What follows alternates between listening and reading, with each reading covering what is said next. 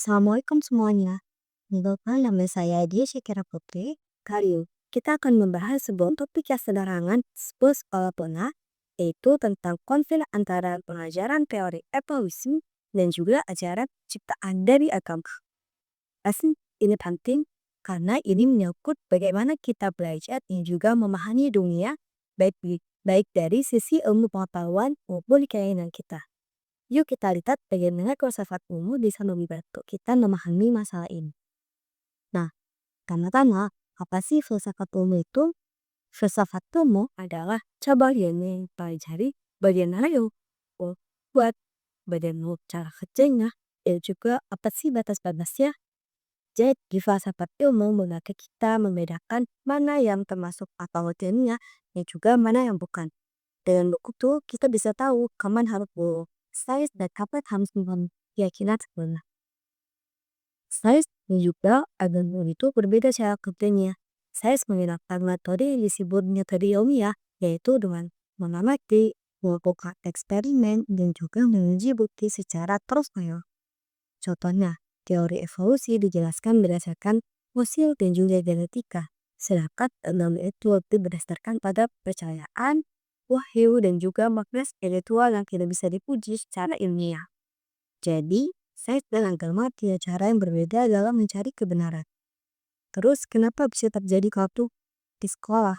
Nah, konflik muncul karena beberapa orang tua ingin bercerita penciptaan dari kitab suci dapat diajarkan sebagai alternatif dari teori evolusi. Mereka merasa anak-anak perlu tahu dua pandangan terus berbeda tak asal upah beda. Namun guru sains ini mengajarkan teori evolusi secara ilmiah tanpa pernah ajaran agama. Karena itu terjadi perdebatan yang cukup sengit di sekolah. Dalam filsafat ilmu itu, ada beberapa cara untuk melihat hubungan antara sains dan juga agama.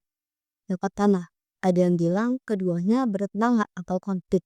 Yang kedua, keduanya bisa bikin sendiri dan pas saling gaul atau ikan dan. Nah, yang ketiga, keduanya itu bisa tuh dialog dan juga bisa saling menghenti. Dan keempat, ada yang mencoba menggabungkan keduanya atau integrasi. Dari keempat cara ini, pendekatan dialog dan juga bilik mendeteksi adalah yang paling cocok untuk pendidikan. Artinya, sains dan juga agama dapat diajarkan sesuai dengan bidang yang masing-masing, tapi tetap ada ruang untuk saling mengerti. Bayangkan jika sekolah sebagai sebuah kapal yang berlayar di lautan pengetahuan. Sains dijadikan sebagai mesin kapal yang memberikan daya untuk terus bergerak dan juga menjelajahi lautan rempah. Sedangkan agama dijadikan sebagai kompas yang memberikan arah dan juga makna bagi pelayaran itu. Keduanya memiliki berbeda peran, tapi saling membutuhkan. Mesin tanpa kompas membuat kapal tersesat. Sedangkan kompas tanpa mesin membuat kapal tidak pernah bergerak dari tempatnya. Jadi, solusi yang terbaik adalah mengajarkan teori evolusi di kelas dialektis sebagai ilmu yang berdasarkan ideologi dan juga teori ilmiah. Sedangkan cerita penciptaan diajarkan di kelas agama sebagai bagian dari keyakinan dan juga nilai-nilai minor.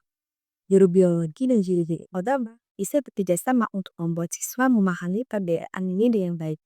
Dengan cara ini, siswa tidak hanya belajar sains secara benar, ia juga bisa belajar mengerti beragam pandangan dan juga berpikir secara kritis. Jadi kesimpulannya, sains dan juga agama sebenarnya tidak harus bertentangan. Keduanya bisa saling melengkapi jika diajarkan dengan cara yang tepat. Pendidikan yang lain adalah yang mampu membuat siswa cerdas secara ilmiah sekaligus berkembang buat si canggih. Terima kasih sudah menyimak. Semoga kita sini bisa terus belajar dengan pikiran terbuka dan juga hati lapang. Kita di wassalamualaikum warahmatullahi wabarakatuh.